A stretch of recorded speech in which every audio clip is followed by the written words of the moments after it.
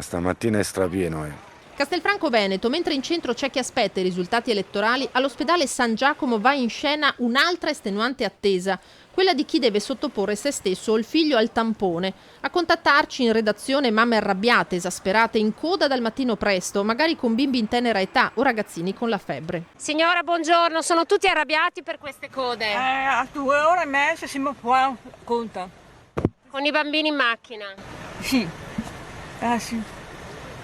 Perché aveva cura. Basta un sintomo e vanno a fare il tampone. Sì, certo. Ma stati qua dalle 9 di stamattina e sono le 11:30. Cioè no, questo non è un sistema di dire facciamo prevenzione per il Covid. Questo è un sistema per far arrabbiare i genitori. È il primo sintomo, ti imbottisco e vai a scuola.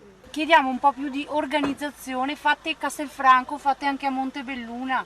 Cioè, bambini in macchina 3 ore e poi sono scesa, ci siamo presi anche le parole perché non dovevamo scendere dalla macchina. Volevamo un po' capire la situazione, ma adesso vanno tutti a piedi? Sì, piccole gruppette li accompagniamo a piedi per il tampone.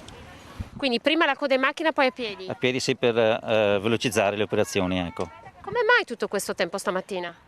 Guardi, tanta gente che arriva e un po' alla volta lo smaltimento ci vuole i tempi tecnici di fare il tampone, insomma, sono cose che vanno un po'. Ci vuole il proprio tempo, ecco. Anche qui, come a Conegliano, si sta cercando di correre ai ripari, allestendo nuovi spazi, destinando altro personale, in attesa che la Regione trovi con i pediatri la quadra. Per ora, la visita dal pediatra per la riammissione al nido o a scuola avviene solo su presentazione del tampone negativo e gli accessi anche a Castelfranco sono più che raddoppiati, dai 250 giornalieri a circa 600.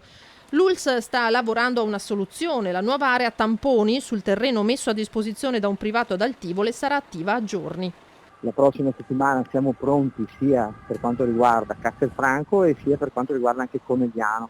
Ho sentito il sindaco di Oderzo e faremo la stessa cosa ad Oderzo, quindi ci stiamo orientando ormai a potenziare conte, capannoni, tendoni, in modo tale da poter rispondere non più ai 300-400 utenti come eravamo abituati a fare, ma a 1 migliaio di utenti al colpo, perché ci rendiamo conto che questo ormai è un impatto.